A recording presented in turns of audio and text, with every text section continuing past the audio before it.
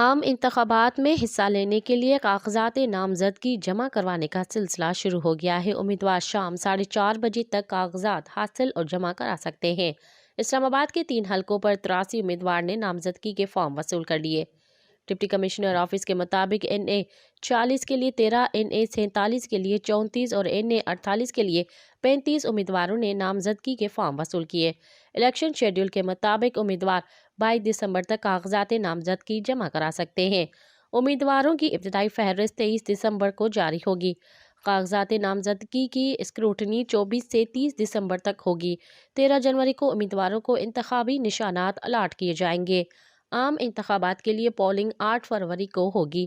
Election commission نے عام انتخابات کے لیے کاغذات نامزدگی لینے والے امیدواروں کے لیے ہدایت نامہ جاری کر دیا ہے۔ مزید خبرن ऐं तफ़सीलात लाइ विज़िट कयो असांजी वेबसाइट www.awamiNewsHD.com ऐं ॾिसंदा रहो अवामी न्यूज़ HD।